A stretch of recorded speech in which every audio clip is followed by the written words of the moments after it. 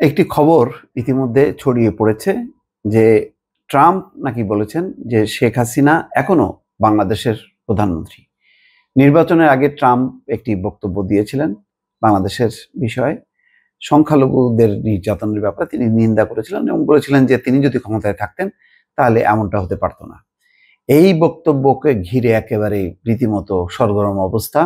ভারত উজ্জীবিত, আওয়ামী লীগ উজ্জীবিত, আওয়ামী লীগের নেতা কর্মী, শেখ হাসিনা সবাই উজ্জীবিত। তারপরে একের পর এক এটাকে কেন্দ্র করে নানা ধরনের বক্তব্য দিতে দিতে এমনটা দাঁড়াচ্ছেন যে ট্রাম্প কোনো একটি গণমাধ্যমকে বলেছেন যে শেখ হাসিনা এখনো বাংলাদেশের প্রধানমন্ত্রী। তারপরে এএফপি, আন্তর্জাতিক বার্তা সংস্থা, সবাই জানে, খুবই প্রসিদ্ধ একটি বার্তা সংস্থা এএফপি, রয়টার, আপনারা নাম জানেন নিশ্চয়ই। তারা চেক করে বলছে যে না, এমন কোনো খবর আসলে ট্রাম্প দেননি বা বলেননি। তো এটা নিয়েই প্রথম আলো যে রিপোর্টটি করেছে বার্তা সংস্থা এএফপির বরাত দিয়ে, তাতে বলা হচ্ছে শেখ হাসিনা এখনো বাংলাদেশের প্রধানমন্ত্রী। সামাজিক যোগাযোগ মাধ্যমে ডোনাল্ড ট্রাম্পের নামে ছড়িয়ে পড়া এই কথা মিথ্যা। যুক্তরাষ্ট্রের নবনির্বাচিত প্রেসিডেন্ট ট্রাম্প শেখ হাসিনাকে নিয়ে এই ধরনের কোনো মন্তব্য করেননি। বিষয়টি সত্যতা যাচাই করে এই তথ্য জানিয়েছে বার্তা সংস্থা এএফপি। এএফপি আবার এটা যাচাই করেছে, তারা মনে করেছে এটা খুবই গুরুত্বপূর্ণ একটি বিষয়।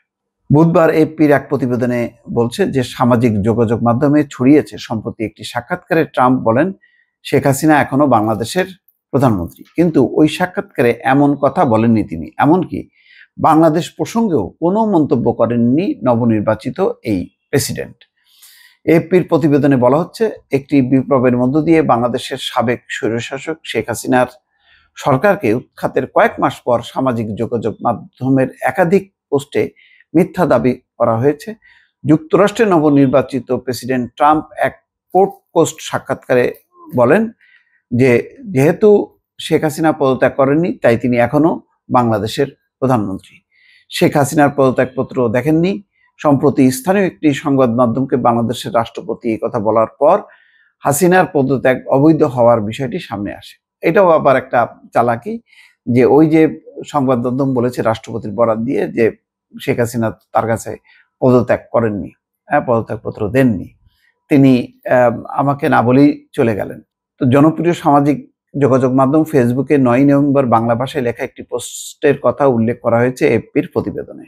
পোস্টে লেখা হয়েছে, পিবিডিকে দেওয়া এক সাক্ষাৎকারে ডোনাল্ড ট্রাম্প বলেছেন শেখ হাসিনা এখনো বাংলাদেশের প্রধানমন্ত্রী বলে মনে করেন তিনি। বাংলাদেশের সরকারের অবৈধ দখলদারদের উদ্দেশ্যে ট্রাম্প বলেন, যারা বলছেন শেখ হাসিনা পালিয়ে গেছেন তারা আমাকে আমন্ত্রণপত্রটি দেখান, পদত্যাগপত্রটি দেখান। ফেসবুকের ওই পোস্টের একটি ছবিও জুড়ে দেওয়া হয়। ছবিতে দেখা যায় পিবিডি পডকাস্টের উপস্থাপক প্যাট্রিক ডেভিডের সঙ্গে বসে আলাপচারিতা করছেন ট্রাম্প। ছবির উপর বাংলায় লেখা, আমি মনে করি হাসিনা এখনো বাংলাদেশের প্রধানমন্ত্রী। ট্রাম্প এই একই ধরনের দাবি করে ফেসবুকে আরো কয়েকটি পোস্ট দেওয়া হয়েছে।